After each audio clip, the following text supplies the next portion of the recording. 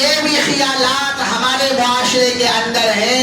گھر سے نکلتے وقت کالی بلی سامنے آ گئی، اب وہ آگے نہیں بڑھتا ہے، پیچھے آ جاتا ہے واپس. یا الو سامنے سے گزر گیا، یا کوا سامنے سے گزر گیا، اب کیا کرے گا؟ پیچھے واپس. یا بلی سامنے سے گزر گئی. میرے بھائیوں، اصل ایمان والے کا یقین اللہ کی ذات پر ہونی چاہیے.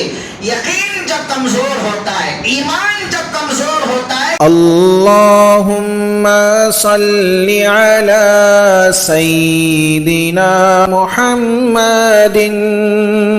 قال النبی صلی اللہ تعالی علیہ وسلم لا عدوى ولا طيرة ولا هامة ولا سفر، أو كما قال النبي صلى الله تعالى عليه وسلم رب اشرح لي صدري ويسر لي أمري واحلل عقدة من لساني يفقهوا قولي. اللهم صل على محمد وعلى آل محمد كما صليت على إبراهيم وعلى آل إبراهيم إنك حميد مجيد. اللهم بارك على محمد وعلى آل محمد كما باركت على إبراهيم وعلى آل إبراهيم إنك حميد مجيد. يا ربي صل وسلم دائما أبدا على حبيبك خير الخلق كلهم.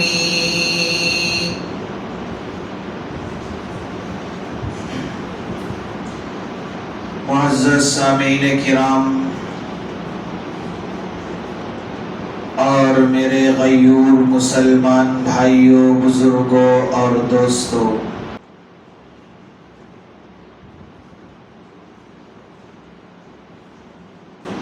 سفر المظفر کا مہینہ شروع ہونے والا ہے. اسلامی تاریخ کے اعتبار سے سفر کا مہینہ دوسرا مہینہ ہے. سفر کا مہینہ یہ اللہ رب العزت کے 12 بنائے ہوئے مہینوں میں سے ایک مہینہ ہے. اس مہینے کو سفر اس لیے کہتے ہیں کہ عربی میں سفر کے معنی آتے ہیں خالی ہونا.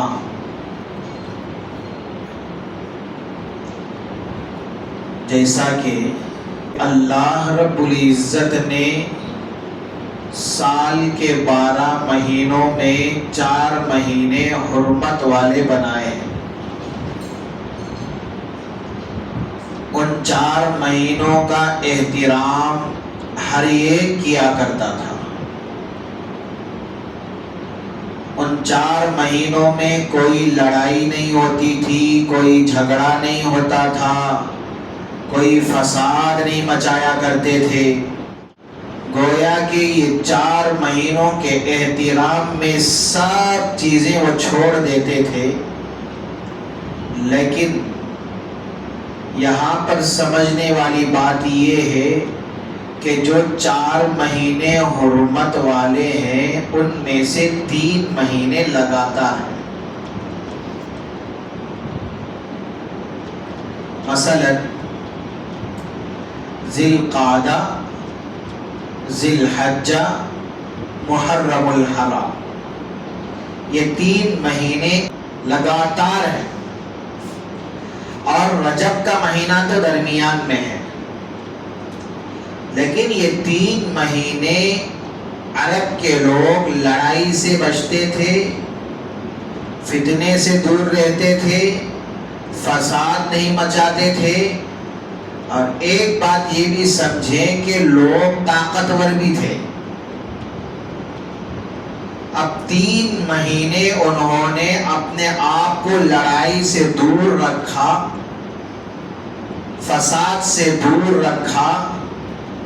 گویا کہ ان کے اندر ایک ایسا جنون آ جاتا تھا کہ کب محرم کا مہینہ ختم ہوگا اور ہم کب اپنے گھروں سے نکلے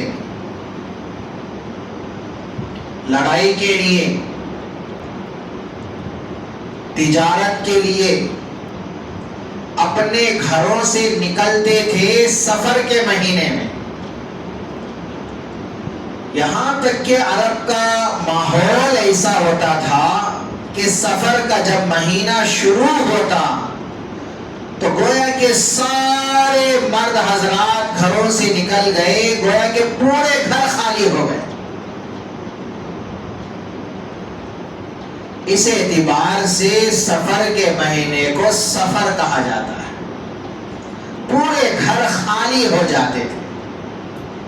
لیکن یہاں پر سمجھنے والی ایک بات یہ اور ہے کہ عرب کے اندر اس مہینے میں بہت سارے رسومات، خرافات اور بدعات وہ کیا کرتے تھے. مثلاً عرب حضرات اس مہینے کو دور جاہلیت میں منحوس مہینہ کہتے تھے.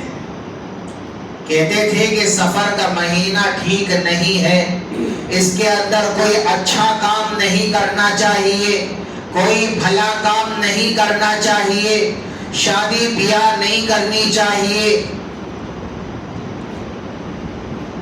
یہ سارے خیر کے کاموں سے اپنے آپ کو دور رکھتے تھے. وجہ صرف یہ تھی کہ یہ لوگ سفر کے مہینے کو نحوست والا مہینہ سمجھتے تھے. اور خاص کر اس مہینے کے اندر دور جاہلیت میں لوگ طرح طرح کے توہمات، طرح طرح کے خیالات اور طرح طرح کے رسومات کیا کرتے تھے. مثال کے طور پر عرب میں ایک رواج یہ تھا کہ جب بھی وہ اپنے گھر سے نکلتے تو ایک فال نکالتے کہ میرا سفر کیسا گزرے گا.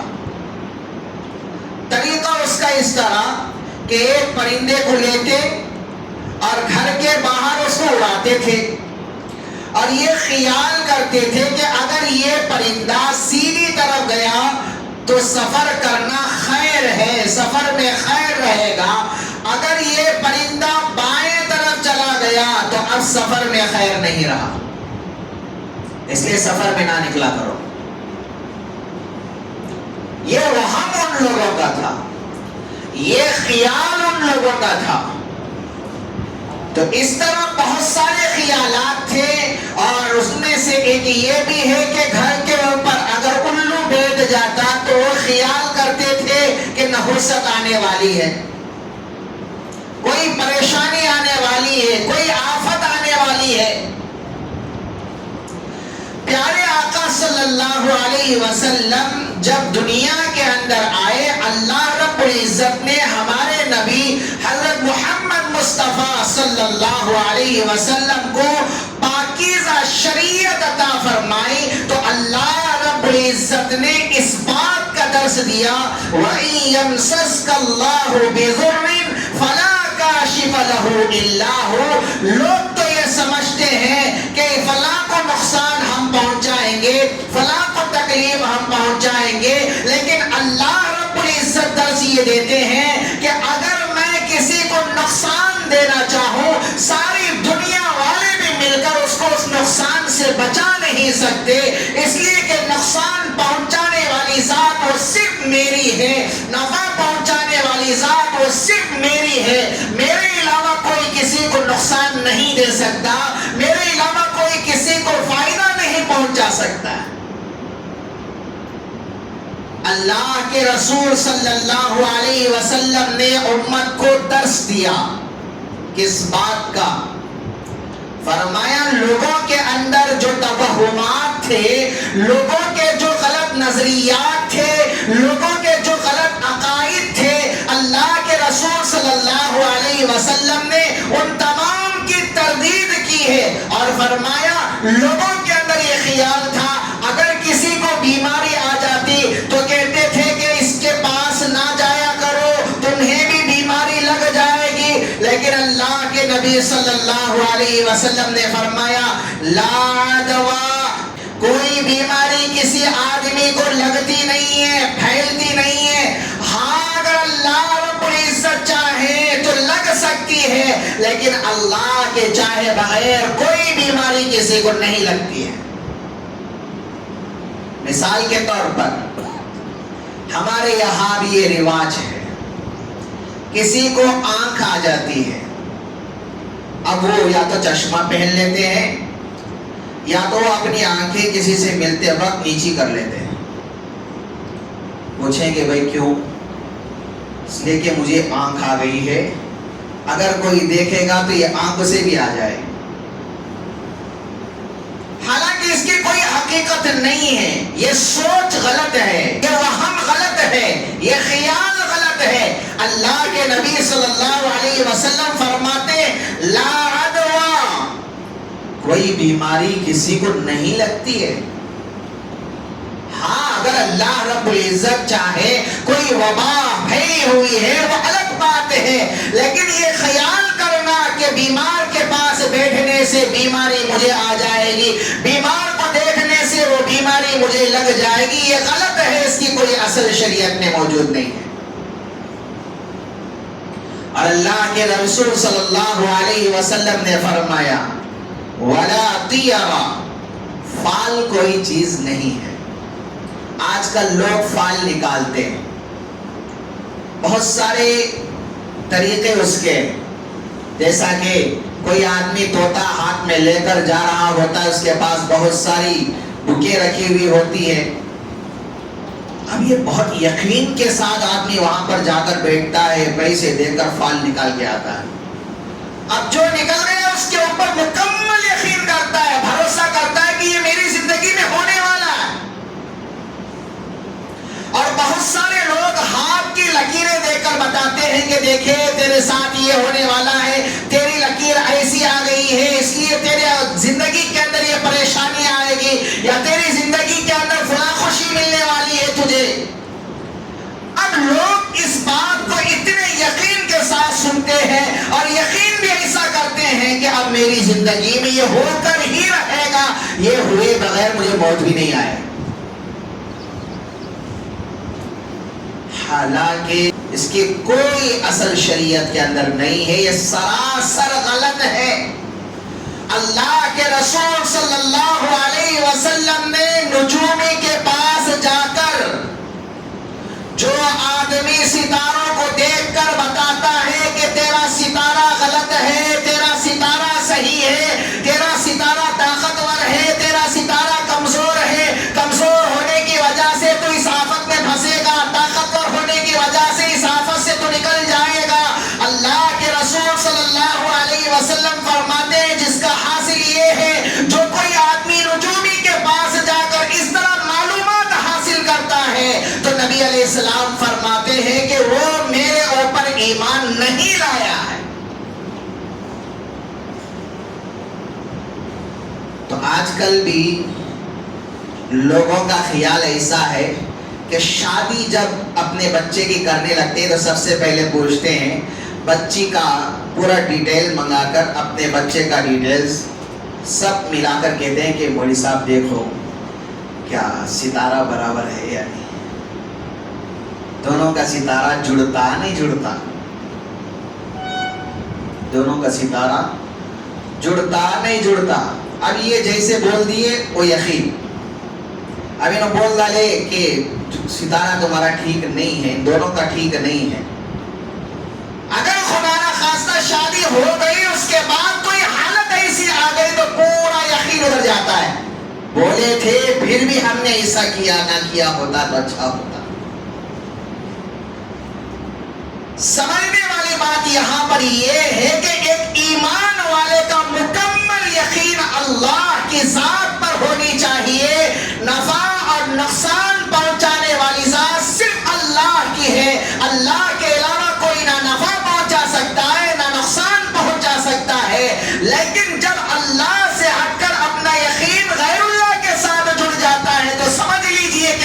ایمان خطرے میں.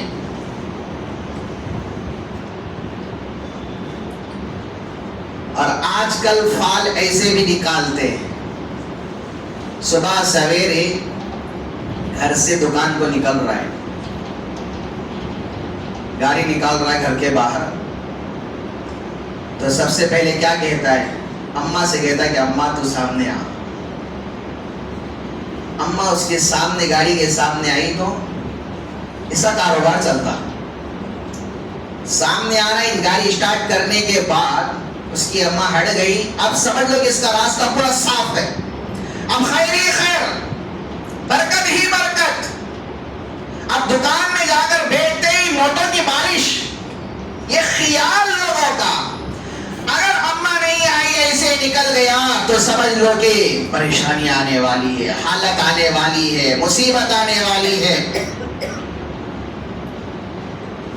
یہاں پر غور سے سمجھنے والی بات یہ ہے کہ جس ماں کو یہ سامنے آ کر یہ کہتا ہے کہ تیرے آنے سے خیر ملے گا، تیرے آنے سے برکت ملے گی، تیرے آنے سے اچھائی آئے گی، کاش یہی سوچ کے ساتھ ماں کی بھی خدمت کر لیتا تو کتنا اچھا ہوتا.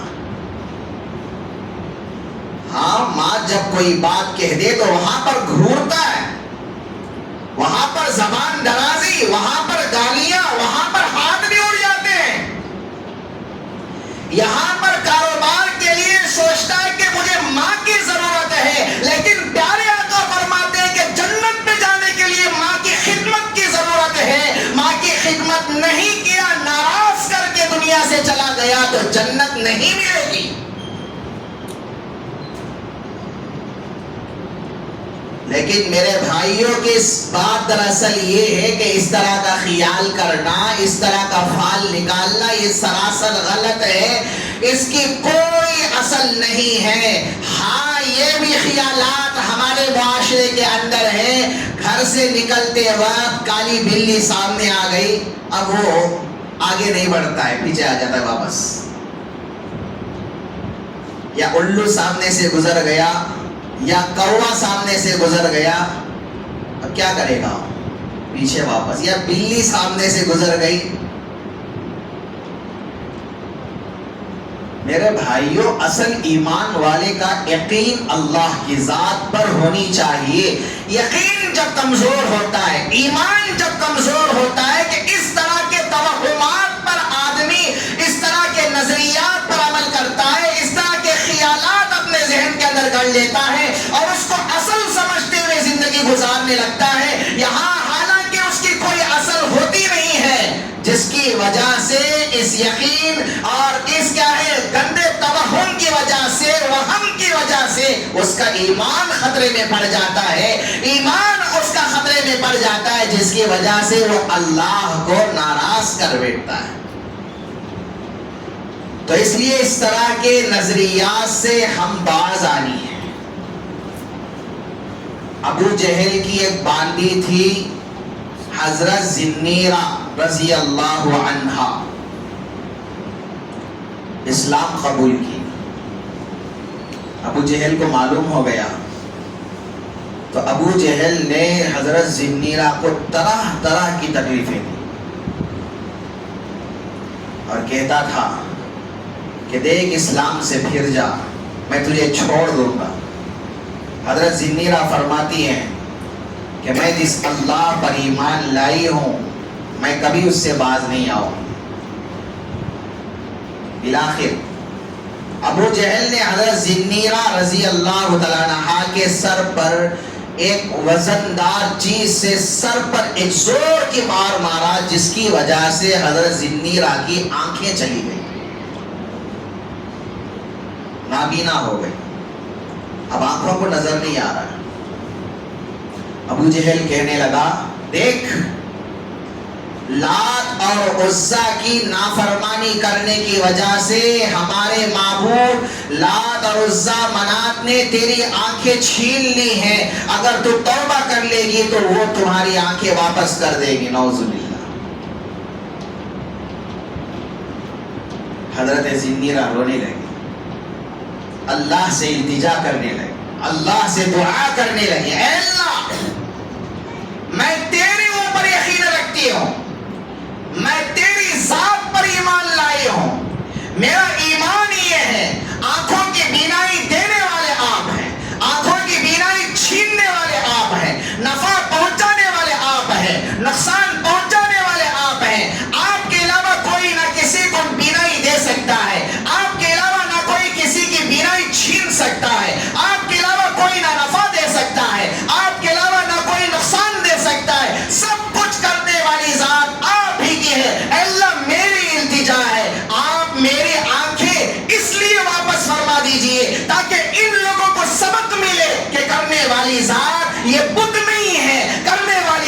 وہ صرف اللہ رب العزت کی ہے، جس ذات پر ذنیران اسلام قبول کی ہے، جس ذات پر ذنیران ایمان لائی ہے، وہ ذات برحق ہے اور اس کا ایمان برحق ہے۔ یہ بات ان لوگوں کو معلوم ہو جائے، اس لیے اللہ میری آنکھیں واپس فرما دی تھی۔ یہ دعا کرتی رہی، آنکھ لگ گئی۔ حضرت ذنیرہ جب سو گئی، صبح جب بیدار ہوئی، آنکھوں کو رگڑا تو اللہ رب العزت بینائی واپس کر دی تھی۔ ایسے حالات آج کل ہمارے اوپر بھی آتے ہیں۔ کیسے سمجھے؟ یہاں پر نماز نہیں پڑھتا تھا آدمی، میں نے اپنے دوست سے کہا کہ بھائی نماز پڑھ لے، تیرے دکان میں برکت آئے گی، تیرا کاروبار اچھا چلے گا، سکون کی زندگی ہوگی، پریشانیاں ختم ہو جائیں گے، مصیبتیں ختم ہو جائیں گی۔ سمجھایا، نماز کو آنا شروع کر دیا اس نے۔ اب جب نماز کو وہ آنے لگا، چند دن اس کا دکان اچھا سا چلا، خوب برکت ہوئی۔ اب اس کے بعد دکان کے اندر تھوڑے سے حالات آنے لگے، پریشانیاں آنے لگے، تو دوست کیا کہنے لگے کہ دیکھ، تو جب نماز کو نہیں جاتا تھا تو تیرا دکان ٹھیک سے چلتا تھا، اب تو مسجد جانے لگا تو تیرا دکان ٹھیک سے نہیں چل رہا ہے، اب تیرے اوپر پریشانی آ گئی، خامخواہ تو مصیبت تیرے سر پر لا لیا۔ یہ کیا کرتا ہے؟ پورا کہ ہاں یہ کریکٹ بول رہا ہے۔ دھیرے دھیرے دھیرے نمازوں سے دور، مسجد سے دور، قرآن سے دور، کیا ہے اپنے ایمان کو مضبوط کرنے کی جو فکر دل کے اندر پیدا ہوئی تھی، اب وہ فکر بھی ختم ہوتی جاتی ہے۔ یہاں پر سمجھیں کہ صحبت جس کے ساتھ ہوتی ہے، وہ صحبت کا اثر بھی پڑتا ہے، وہ صحبت کا نتیجہ بھی دیکھنا پڑتا ہے۔ حالانکہ اللہ رب العزت آزماتے ہیں یہاں پر اللہ رب العزت امتحان لینا چاہتے ہیں، یہاں پر اللہ رب العزت پرکھنا چاہتے ہیں، دیکھنا چاہتے ہیں کہ میرا بندہ برکت میری طرف سے لینا چاہتا ہے، یہ نماز کو آ رہا ہے، حالات میں اس کے اوپر ڈالوں گا، پریشانیاں اس کے اوپر آئیں گے، لیکن کیا یہ اس بار پر صبر کرے گا یا نہیں کرے گا؟ صبر کا امتحان اللہ لیتے ہیں۔ ہاں، اگر صبر کے امتحان میں یہ کامیاب ہو گیا، نماز سے باز نہیں آیا، اللہ کے گھر کو کبھی نہیں چھوڑا، تعلق اللہ کے ساتھ جوڑنے کی کوشش لگاتار کرتا رہا، تو چند دن حالات آئیں گے، اس کے بعد اللہ تعالی حالات ایسے ختم فرمائیں گے کہ زندگی سکون کے ساتھ گزرتی۔ لیکن ہم کیا کرتے ہیں؟ انہی حالات میں اپنے دوستوں کی فلاں کی سن کر پھسل جاتے ہیں۔ تو ہمیں چاہیے کہ ہم صبر کرنی ہے اسے وقت میں۔ حضرت ذنیرہ رضی اللہ تعالیٰ عنہ نے صبر کیا، اللہ سے اپنا تعلق جوڑا، اللہ سے اپنے لو لگائے اور اللہ سے مانگتی رہی، التجا کی کہ ربا تو مجھے عطا کر دیجئے تاکہ ان لوگوں کو نصیحت ملے، تاکہ ان لوگوں کو سبق حاصل ہو۔ اللہ رب العزت نے دعا قبول فرمائی، وہ بینائی واپس لوٹا دی۔ تو اس لیے میرے بھائیوں، ہمیں چاہیے کہ یقین اللہ کی ذات پر، بھروسہ اللہ کی ذات پر، پورا مکمل اعتماد اللہ کی ذات پر ہونی چاہیے، غیر اللہ پر نہیں۔ فال یہ کوئی چیز نہیں ہے۔ لوگ جو کہتے ہیں نا فال دیکھا کرے، ستارہ ٹٹولے، ستارہ کچھ نہیں کرتا ہے، فال کچھ نہیں کرتا ہے، یہ ہاتھوں کی لکیریں یہ کچھ کرنے والی نہیں ہے، یہ اللہ نے بنائی ہے۔ کیا آپ لاکھ کوشش کر کے یہ لکیر ادھر کی ادھر پھرا سکتے ہیں؟ ہاتھ کی لکیر کیا پھرا سکتے ہیں؟ نہیں پھرا سکتے۔ اللہ کی شان تو دیکھیے، پوری دنیا حضرت آدم سے لے کر قیامت تک جتنی انسانیت آئے گی، ساری انسانیت کے آپ صرف انگوٹھے کا نشان آپ لگا لیجئے، لیکن برابر نہیں آ سکتا۔ کسی آدمی کا کسی آدمی کے ساتھ انگوٹھے کا نشان مل جائے، ہو نہیں سکتا، اس لیے کہ اللہ کی ذات ہر چیز جب اللہ رب العزت اتنے بڑے قادر مطلق ہے تو ہمارا یقین اس قادر مطلق پر ہونی چاہیے یا مخلوق پر ہونی چاہیے؟ اسی لیے پیارے آقا صلی اللہ علیہ وسلم نے منع فرمایا وَلَا طِيَرَ، فال کوئی چیز نہیں ہے، وَلَا حَامَّ، اور الو یہ کوئی نحوست والا پرندہ نہیں ہے، یعنی کہ کوئی پرندہ نحوست والا نہیں ہوتا ہے، کوئی پرندہ نحوست والا نہیں ہوتا ہے۔ جیسا کہ ہمارے نظریات ایسے ہیں بعض لوگوں کے کہ الو بیٹھ گیا تو کیا ہوگا، اب نحوست آنے والی ہے، پریشانی آنے والی ہے۔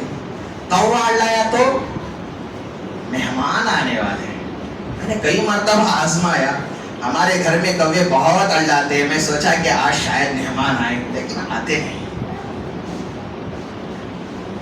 ہمارا نظریہ غلط ہے، ہمارا وہم غلط ہے، یہ ہم نے وہم کر لیا ہے، حالانکہ شریعت میں اس کی کوئی اصل نہیں ہے۔ کوّا اڑایا مہمان آئیں گے، لیکن اور بھی بہت سارے خیالات ہیں۔ کیا خیالات ہیں؟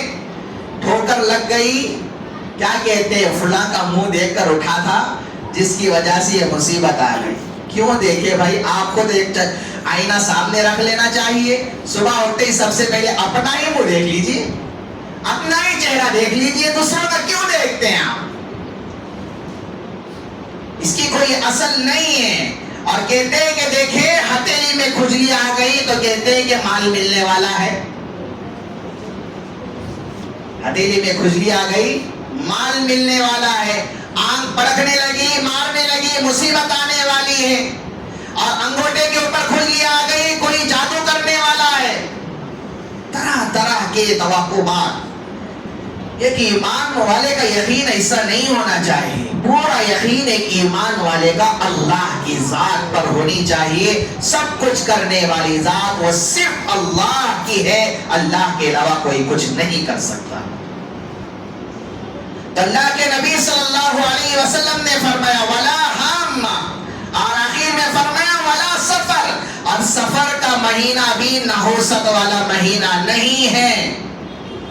لوگ نحوست کا مہینہ سمجھتے ہیں، اس مہینے میں شادیاں کرنے کو مناسب نہیں سمجھتے، اس مہینے میں دکان کی اوپننگ کو خیر نہیں سمجھتے، اس مہینے میں کوئی اچھا کام کرنے کو آگے نہیں بڑھتے ہیں، پہل نہیں کرتے، اور کہتے ہیں کہ نحوست والا مہینہ ہے۔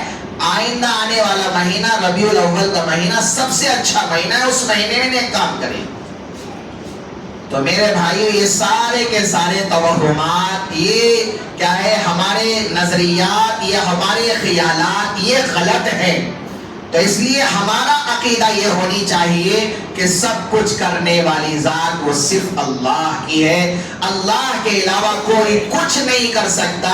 تو یہ یقین اگر ہمارا ہے تو میرے بھائیو سمجھو ہمارا ایمان محفوظ۔ اگر ہمارا یقین اللہ سے ہٹ کر غیر اللہ پر جب آ جاتا ہے تو ہمارا ایمان خطرے میں پڑ جاتا ہے۔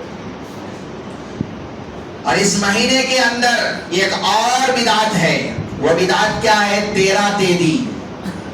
یہ مہینے کو جانتے ہیں 13 تیدیوں کے نام سے، 13 تیزی کا مہینہ ہے، حالانکہ اس کی کوئی اصل نہیں ہے، اس کی کوئی حقیقت نہیں ہے۔